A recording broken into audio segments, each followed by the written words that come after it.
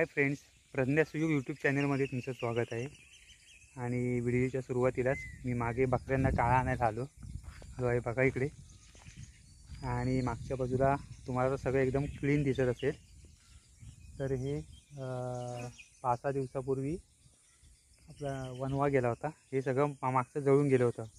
आणि आता एवढे दिवस पाऊस पडतोय तर बघा मागे बारीक बारीक असं हिरवं गवत पण आले, दाखवतो मी तुम्हाला। हे बघा असं गवत यायला सुरुवात झाली।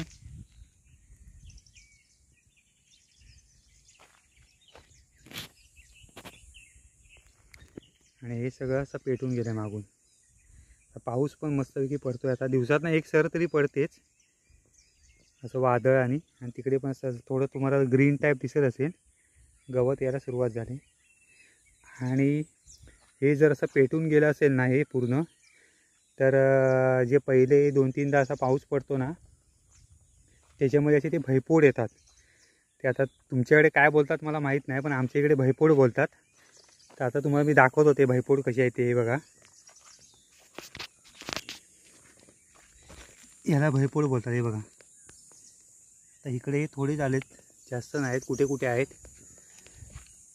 हा इकडे खराब झालाय, हा बघा इथे आहे, इथे अजून कुठे दिसते तर मी बघणार आहे। पण याची भाजी वगैरे मस्त वाटते, मस्त लागते, एकदम अशी चिकन सारखी लागते। चिकन टाईपच बनवायचं ते, कांदा खोबरं वगैरे घालून पण मस्त लागतं। जसं ते श्रावणामध्ये चितळ असतात तसेच हे स्टार्टिंगच्या पावसामध्ये असे भैपोड येतात। पण हे असे थोडे थोडेसे छोटे छोटे पीस करून चिकन टाईप बनवायचं, मी दाखवतो तुम्हाला काढून। हे बघा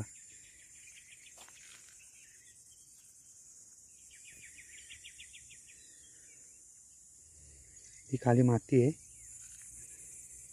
केवढा मोठा आहे बघा। तर आता बघतो मी, जरा शोधतो इकडे पुढे दिसत आहेत काय अजून, बघूया। आता हे आपण आधी काढून घेऊया जे आहे ते, कारण कोणी कोणी फिरलं तर ते भेटणार नाही आपल्याला परत।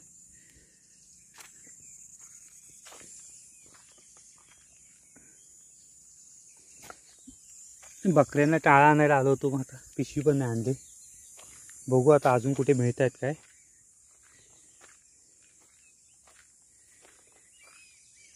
तर या गोष्टी सर्व या म्हणजे पावसाळ्यामध्ये आपल्याला रानभाज्या तर मिळतातच सगळ्या खायला, आणि ह्या गोष्टी पण आपल्याला कुठे ना कुठे मिळत असतात। तो एक आपल्याला फायदा असतो, पण ते रानामध्ये फिरायला लागतं कुठे ना कुठे, त्या सर्व त्या गोष्टी मिळतात आपल्याला। आता बघूया, मी जरा इकडे तिकडे फिरतो, एवढे तर आपल्याला भेटलेत, अजून कुठे मिळाले तर बघूया।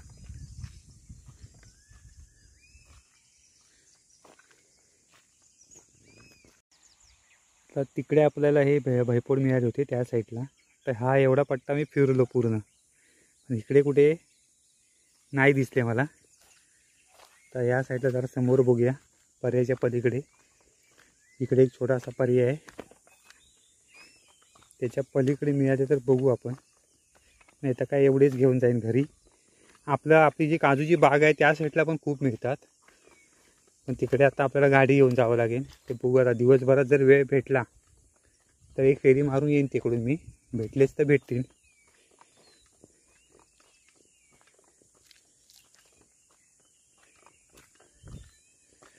पण हे असे पावसामध्ये मिळतात, तो एक आपल्याला फायदा असतो पावसाचा। इकडे गवत वगैरे मस्त रुजायला सुरुवात झाली बघा या साईडला।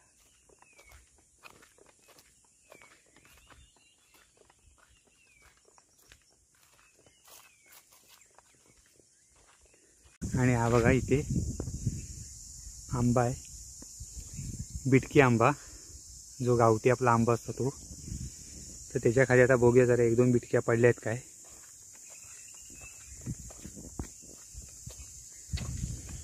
माकडाने हे बघा पाडले आहेत खाली, तर बघूया त्यात कोणती पिक्की असेल तर आपण उचलूया।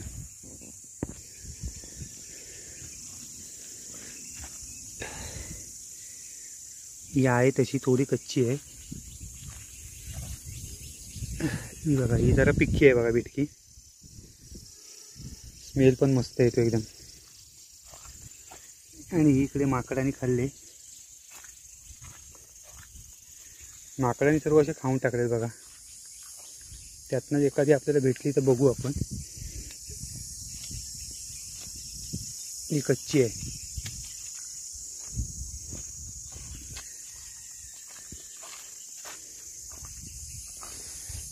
ही पण कच्ची आहे. माकडं सगळे पाडून टाकतात बघा. आणि इकडे खाल्लेले आहेत माकडाने. इकडे पण आहे.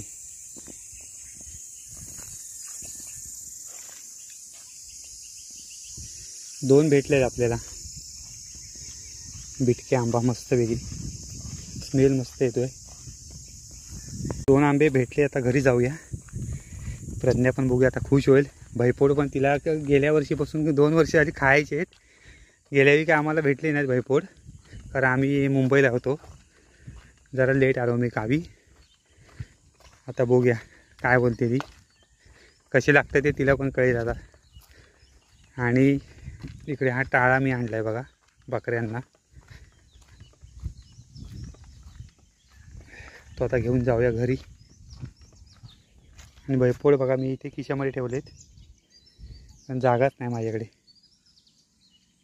आणि वाड्याच्या मागच्या बाजूला मी आता घरी चाललो होतो ते हे बघा. हे आम्ही याला बोलतो लाल घोडे असं बोलतो. जे पाऊस सुरुवात होतोय ना पावसाला त्यावेळी हे येतात बघा. ते याला तुमच्याकडे काय बोलतात ते मला सांगा. आणि इकडे पण आहे पुढे 1-2. हे बघा इथे काय.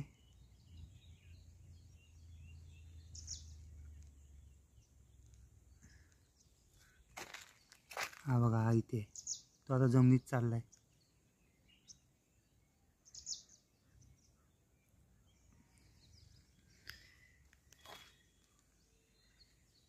हा बघा अजून एक. हे असे फिरत असतात रानामध्ये. जे स्टार्टिंगला आपलं जे पाऊस सुरू होतो त्यावेळी असे बघायला मिळतात.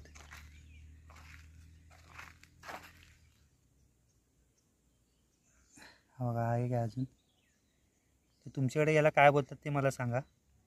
आणि इकडे हे आंबे आणि हे भैपोड एवढे भेटले आपल्याला ते. आणि इकडे काड साप सॉरी करंदी साप करते. काड पण म्हणतात, पण सगळ्यांनाच काड समजणार नाही म्हणून करंदी. आज आहे मच्छीचा वार. आणि हा बघा बोका आमचा बसलाय वासकाड. आणि हा वासकाड इकडे बसलाय. त्याचं लक्ष तिकडे जाय. साफसफाई करते तिकडे. शांत याच्यासाठी बसलाय कारण की खाऊन झालंय. हा भरपूर खाऊन झालंय त्याचं. पण ते द्यायला भीती वाटते. बोक बोक करेल नाही. हो कारण सकाळीपासून 2-3 खाल्लंय ना तिने. भात नाही ना त्याला. आम्ही लक्षात नाही माझ्या ठेवायला थोडंसं साईडला. आम्ही लगेच भात फोडणीला घातला आणि आम्ही दोघांनी नाश्ता केला. त्यानं झालंय सकाळी दूध पिऊन वगैरे झालंय त्याचं. पोट तसं सगळी भरतं पूर्ण काय काय काय काय खाऊन. उपाशी नसतो तो अगदीच. पण जो भात ठेवते ना तो नव्हता ठेवलेला. आणि आता हे करंदीचं करणार आहे. भातावर अंड्याचं करणार जरासं सांबारा. भाकरी नाचणीची भात झालाय. लवकर झालं म्हणजे लवकर मी करतेच कारण खूप गरम पण होत आहे. रात्रभर पाऊस होता अगदी. आणि ह्यांनी ते हे आणले काय ते भैपोड. त्याचं फर्स्ट टाइमच मी बनवणार आहे. नाहीतर रोवणं चितळं ते काय म्हणतात आणि दुसरं चुडिया ते मोठं ते बनवून झालेलं आहे. आणि आता एक छान छान व्हिडिओ तुम्हाला बघायला मिळतील. म्हणजे आता कोकणात पाऊस तर सुरुवात झालेलीच आहे, पण कोकणचा रानमेवा ज्या रानभाज्या असतात त्या सगळ्या मिळतील. तर व्हिडिओ तुम्ही कोणी अजून सबस्क्राईब केलं नसेल त्यांनी चॅनलला प्लीज सबस्क्राईब करा. म्हणजे चांगले चांगले व्हिडिओ तुम्हाला पावसाळ्यातली बघायला मिळेल. करंदीचं बनवण्यासाठी त्याच्यामध्ये आटला सोलून ठेवलंय. त्याच्यामध्ये मिक्स करून ते बनवणार. आणि इकडे गावठी अंडी आहेत बघा. आपल्या कोंबडीचीच आहे. त्याचं सांबार ना पातळाचा सांबार बनवणार भातावरती. आणि ह्यामध्ये ना मी अंड्याच्या रस्त्यामध्ये वगैरे काय वाटण नाही लावणार. असंच कांदा टोमॅटो मध्ये एकदम असं पातळ. हा पातळच बनव मस्त वेगळी. आणि त्याच्यामध्ये अंडी अशी डायरेक्ट सोडणार ना फोडून. हा फोडून. आणि हे इकडे नाचणीची भाकरी बघा बनवले. नरम आहे की नाही. नरम आहे चांगली काय. सॉफ्ट आहे. हो. ते जेवण सुद्धा माझं झालेलं आहे. इकडे मी केले अंड्याचा रस्सा. इथे केलंय सुकी करंदी घालणार आहे. पण त्याच्या आधी अटला शिजत ठेवल्यात, कारण अटला शिजायला वेळ लागतो म्हणून बारीक गॅस करून शिजत ठेवलेत. आणि आता यांनी जे हे भैपूड आणले होते ते मी ते पाण्यात टाकून ठेवलेत, कारण ह्याला माती असते, लाल माती. तर ती माती आपल्याला पूर्ण अशी काढायची आहे. त्यानंतर कांदा टोमॅटोवरतीच परतणार आहे मी. ह्याच्यामध्ये वाटणसुद्धा घालतात, पण आता हे जराशे आहेत त्यामुळे त्यासाठी मी वाटण करत बसली नाही आणि लाईटसुद्धा येते जाते. मग म्हटलं आता कांदा टोमॅटोवरतीच करूया. आणि आता हे धुवून झाल्यानंतर दाखवते मी तुम्हाला काय करायचं आहे ते. तर का ते भैपूड जास्त मिळाली असते ना तर मी वेगळीच अशी रेसिपी दाखवणार होती, प्रॉपर वाटण वगैरे करून, जसे आपण चिकन बनवतो ना तसंच बनवायचं असतं सेम. पण आता जास्त मिळाले नाही आहेत आणि थोडेसे मिळणं ते पण लकीली मिळतात, असं सहसा ना नजरेस पडत नाही. पण सुयोग पाऊस सुरू झाल्यापासून अगदी त्याच्या शोधात होते की भैपूड, कारण हे स्टार्टिंगचा जर पाऊस पडतो ना तेव्हाच येतात आणि श्रावण महिन्यात वगैरे चितळ वगैरे येतात, ते तुम्हाला नंतर आम्ही व्हिडिओमध्ये दाखवूच. तसे गेल्या वर्षीच्या व्हिडिओत आहेत पण पुन्हा दाखवू ह्या वर्षी. तर लकीली ते मिळालेलं आहे. तर म्हटलं आता थोडंसं ते बोलले करून टाक, कारण ते आणल्याना करायलाच लागतं. ते असं फ्रीजमध्ये वगैरे ठेवून चालत नाही, कारण ते मग नंतर खराब होऊन जातं, म्हणजे पाणी सुटतं त्याला. तर आता घेते करायला थोड्या वेळामध्ये. आता कोकणातली सगळीच लोक आता पावसाळा सुरू झाला आहे तर ह्या रानभाज्यांच्या शोधामध्येच असतील. आता हळूहळू आपल्याला टाकळा मिळेल, भारंगी मिळेल, अशा सगळ्या भाज्या चालू होतील मिळायला. तर चला, हे बघा 2-3 पाण्यामध्ये धुवून काढले, माती व्यवस्थित गेलेली आहे आणि एक फोडलंसुद्धा आहे. आता एका हातामध्ये कॅमेरा पकडून एका हाताने आपण काम नाही करू शकत, त्यामुळे मी आधी हे फोडून घेतलं आणि त्यानंतर तुम्हाला शूट करून दाखवते. ते बघा, हे असं अंड्यासारखं असतं, म्हणजे बाहेरून असं कवर आणि आतमध्ये हे बघा, आणि एकदम असं ना सॉफ्ट आहे. तर असे मी छोटे छोटे तुकडे आता हे सगळ्यांचे करून घेते. एक हाताने दाखवते तुम्हाला. हे बघा, असं दाबलं ना की असं फुटतं. हे बघा, इथे मी तव्यावर टाकला आहे लसूण, कांदा आणि टॅमॅटो एकत्रच टाकले आणि त्याला मी आता नरम होईपर्यंत चांगलं परतून घेणार. आता यामध्ये मी मसाले टाकून घेते. हे लाल तिखट आहे कलरचा, हळद आहे आणि आपला मिक्स मसाला असतो तो. गरम मसाला पण तुम्ही टाकू शकता, पण माझ्या या तिखटामध्ये गरम मसाला मिक्स आहे म्हणून मी वेगळा असा वरून टाकत नाही. आणि थोडीशीच क्वांटिटी आहे म्हणून मसाले पण थोडेच टाकले. आणि आता ह्यामध्ये मी टाकणार आहे 2-3 कोकम, कारण कोकम पाहिजे. थोडा काही हिवसपणा असेल तर तो निघून जातो कोकमामुळे.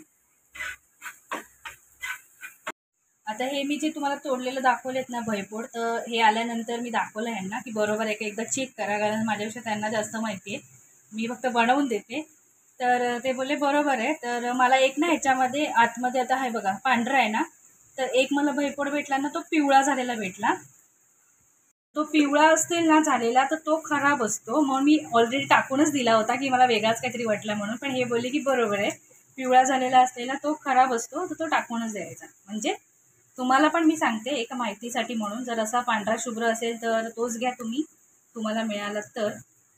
हे भैपूड हे शक्यतो नाही मिळत ना कुठे पटकन कोणाला, पटकन नाही. ते जे रानात फिरणारा कोण असेल त्याला, आणि माहिती जर असेल त्यालाच पटकन ते माहीत असतं कुठे असतील वगैरे ते. मी आपला जो मसाला रेडी झालाय ना त्यामध्ये हे भैपूड टाकून घेते.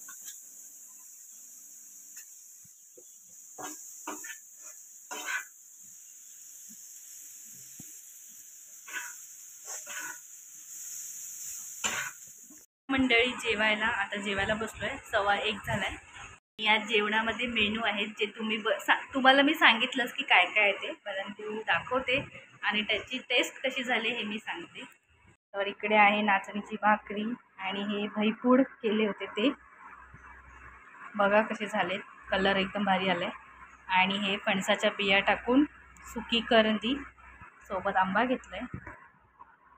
इकडे सुयोग जेवायला बसलेत आणि ते पहिले आपल्याला ते भैपूड खाऊन दाखवतील कसे झालेत ते.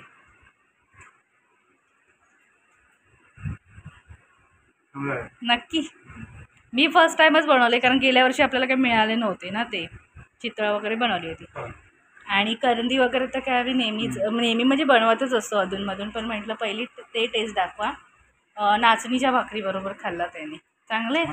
आणि हे बघा बिया शिजले आहेत का, खाल्लात आता. मीठ वगैरे लागलंय ना. इथे आमच्या बोकूचं जेवण पण झालंय.